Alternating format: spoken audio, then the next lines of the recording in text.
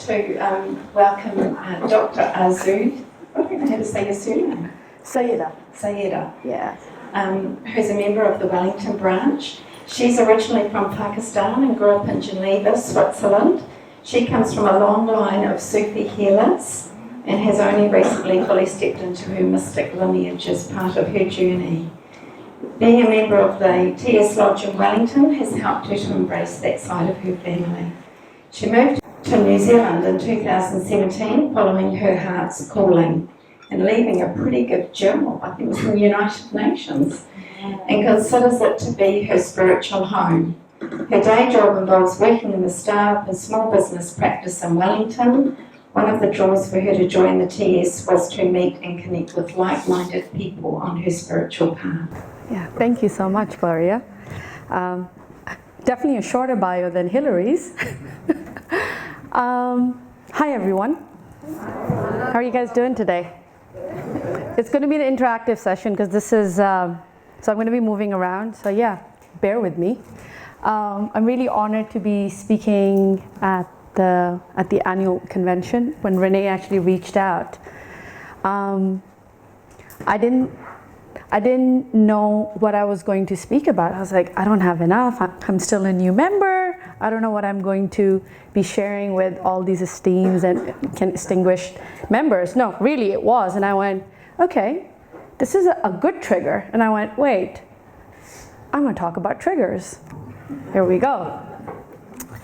So my talk today is about how your trigger is your teacher. So when we talk about triggers, before I jump into the talk, it's very important to say that they are positive and negative triggers. When we talk about triggers, there's a lot of negative connotation to it.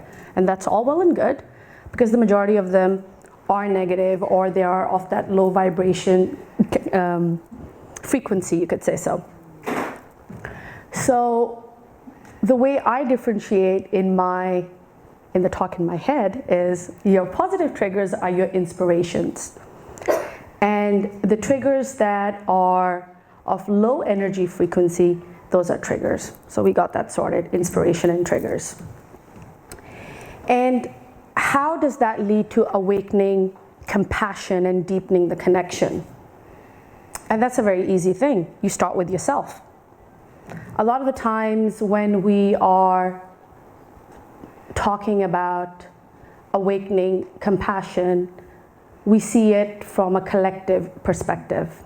I think one of the biggest lessons that 2020, which was a huge trigger, don't get me wrong, woke a lot of people up, including me, in many ways that I didn't realize, was how can we be compassionate to ourselves? It starts with us. And by that, I mean the self. It's very easy to be kind and compassionate to people around us, but have we really looked in the mirror and go, I'm going to be kind to you? That's a hard thing to do, because there's this thing called ego steps, and it's like, no, we don't need to focus on that, but we do.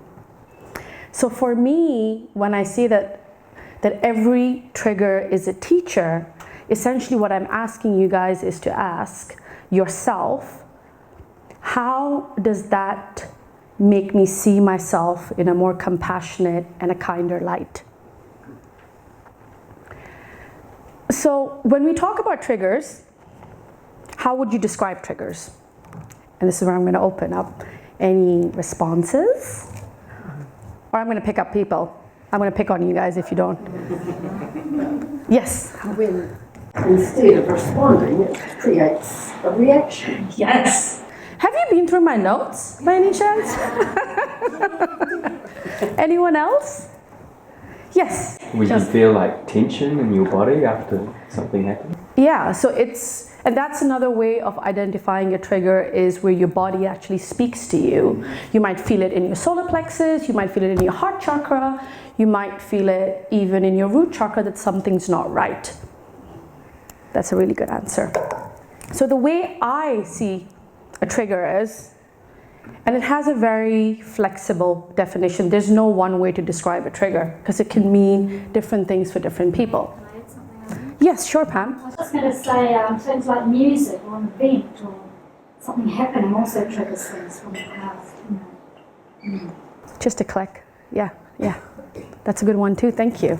So when I talk about a trigger, they are a teacher, they're also a lesson, they are a mirror to yourself. Yeah, that one. I'm still sitting with that one from last year. And a chance or an opportunity to heal. And growing up, I used to get triggered a lot. And I had a way of reacting to it because I didn't think that I had another way of dealing with triggers, and that was by responding to it. And there's so much power and magic when you switch from that reactive mode to a responsive mode. And a lot of times, at least in my case, I grew up in a collective culture where we were not told that you had that choice. It was this or that. It was very black and white. And then imagine when you grow up and you start on this journey and you go, wait, I have a choice. I had a choice all along. For me, that was the light bulb moment. And when you switch from that reaction mode to response, it's a pretty powerful transformation because you can take a step back when a trigger shows up and you go, okay, I'm going to go into a neutral position. That's what I do. I literally take a step back and I have one question that I ask the trigger. What are you trying to teach me? What's the lesson here for me? And you're already putting that trigger in a very kind and a compassionate light. So you're not seeing it as the enemy. You're not seeing it as a bad thing. You're really taking that step back and going, clearly there's a lesson here for me, maybe from this life or from a past life. What is it teaching me? And that's a very powerful thing to ask because you're already, by doing that, you're opening the door to that healing or to that awareness that you want to change the narrative of that trigger.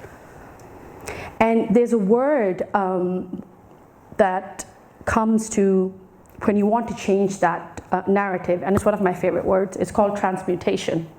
And we use a lot of that in healing. When we talk about transmutation, it's not necessarily transformation. That's different. Transmutation is that you look at an energy or a frequency and you consciously change its frequency or its structure. It's alchemy 101, literally. So you're alchemizing the trigger into light or into love or forgiveness. Your choice, whatever you want to transmute that trigger into. So I go back to the same question, what is that trigger teaching me? Is there a lesson? Is there something or a pattern that I need to break? Either way, I'm going to heal.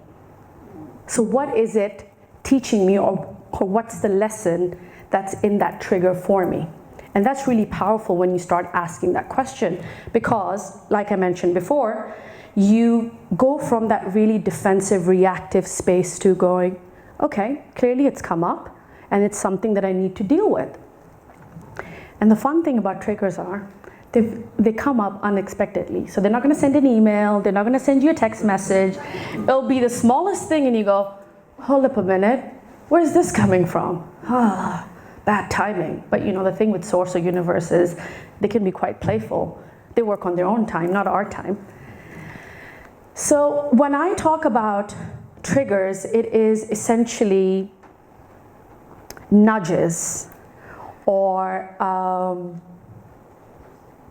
pathways from your higher self and from the source saying, here's an opportunity for you to heal, for you to transmute. And then we come down to this thing of choice. You can get stuck in that trigger and not make any movement, totally up to you. Or you can progress and move forward and heal and transmute. That comes down to free will.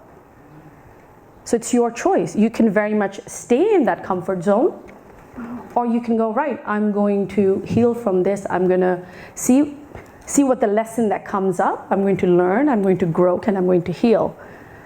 And that is also another powerful thing for me, is that you have the choice of how you want to deal with your trigger and then what you want to do with it.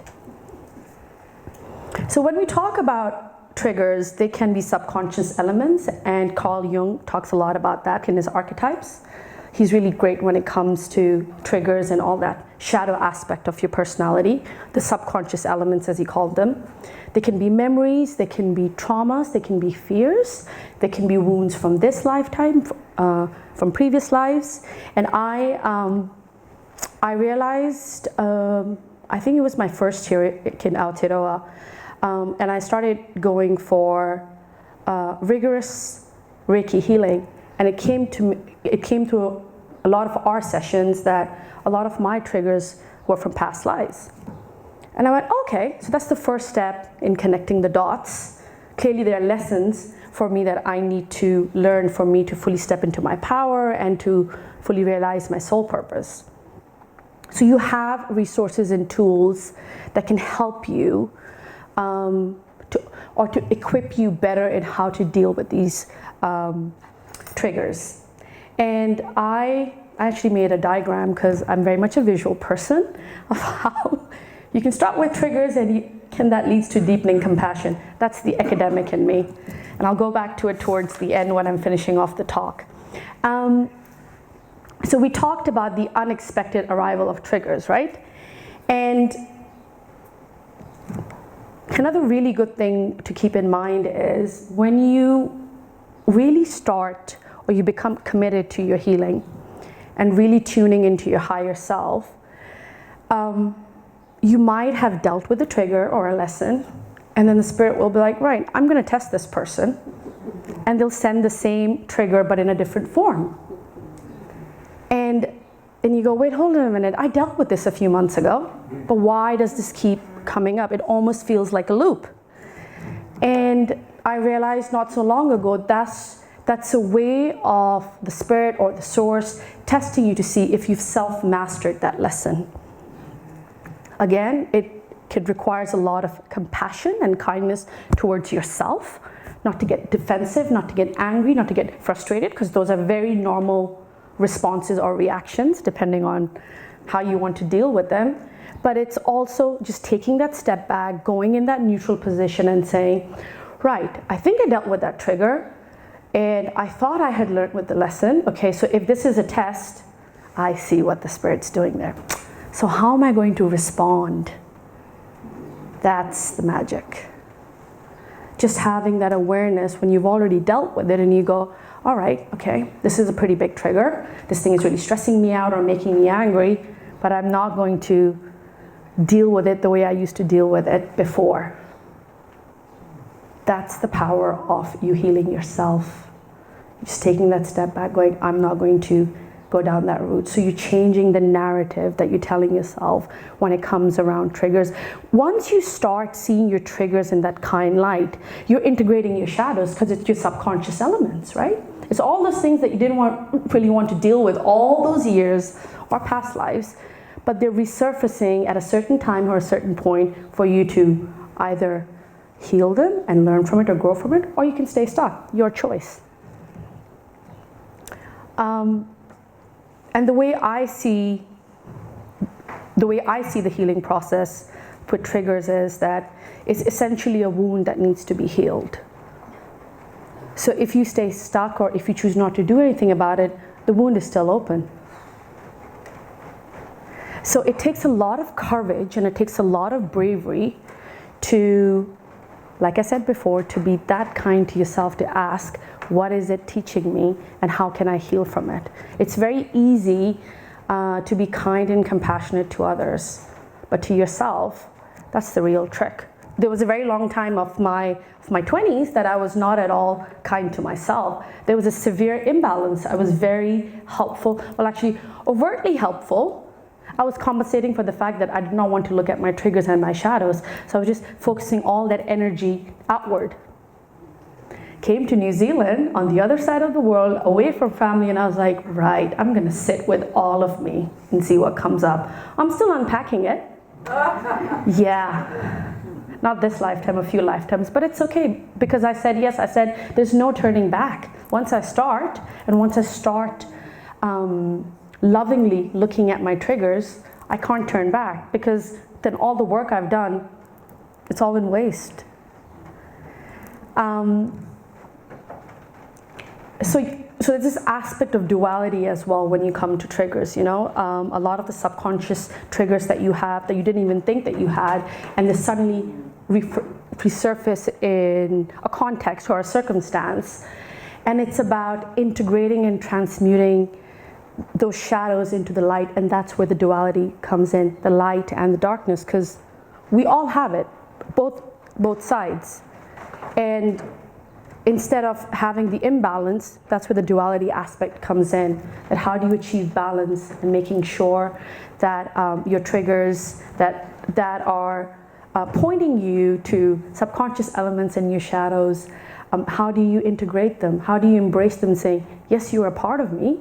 I'm not perfect, but that's okay because I'm having a human experience. We're not meant to be perfect, in my humble opinion. So that's where the integration and the transmutation comes in.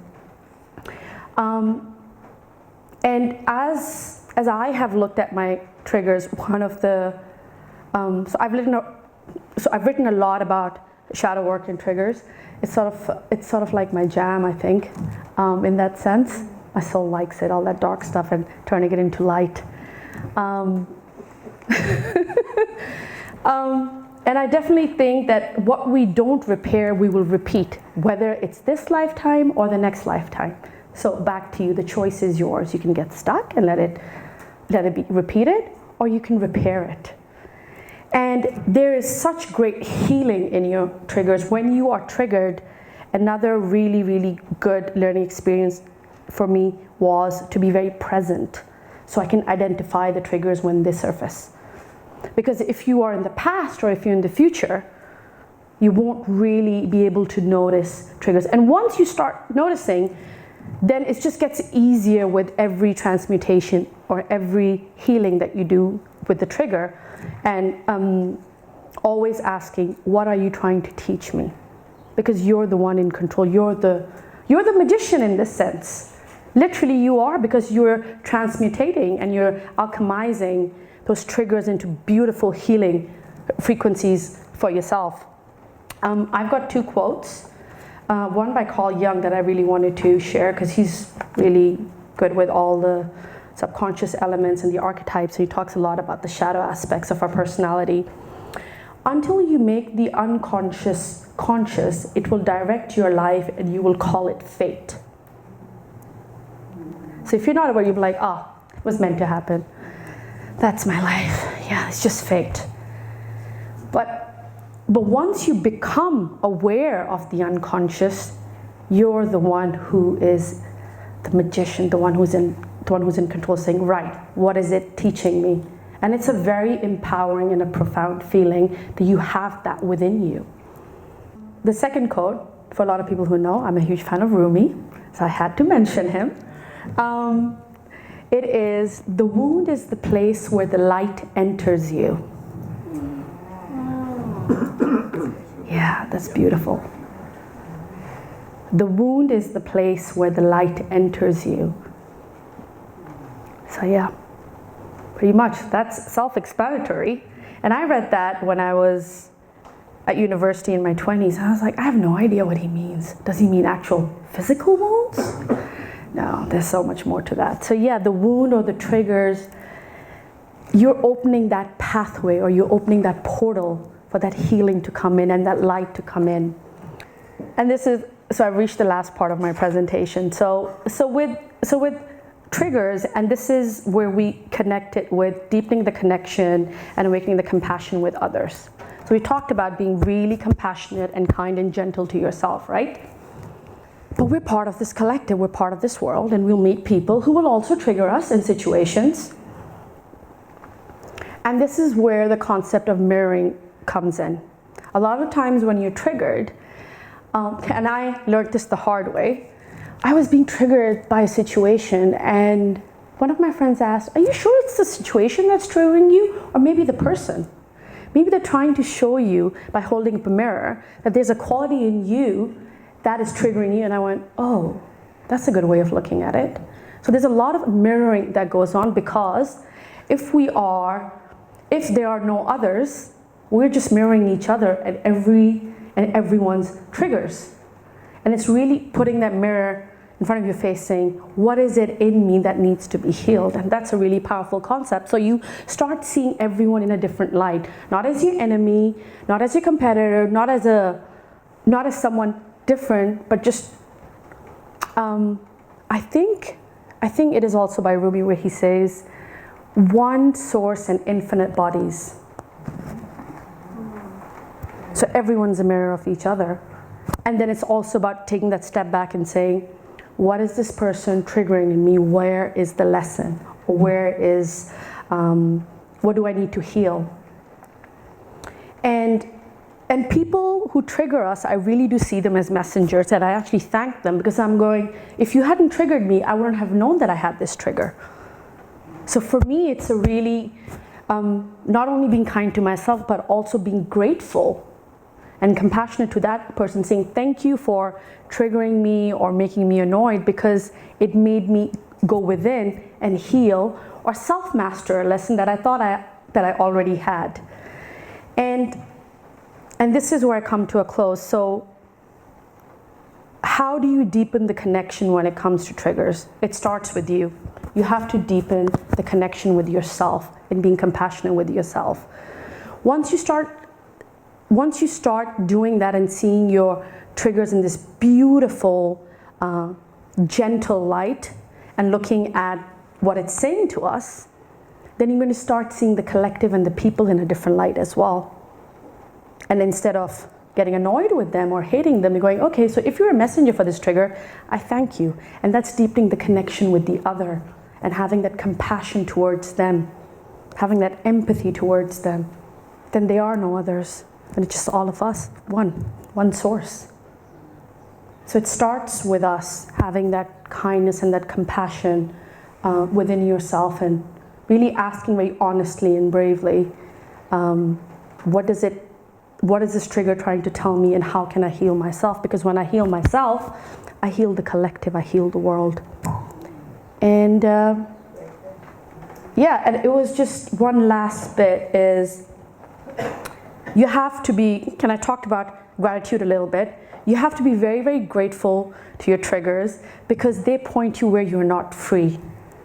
You might be in invisible chains or patterns or wounds or traumas that you had no idea that existed. So there's a lot of gratitude and compassion and empathy there when it comes to triggers for me.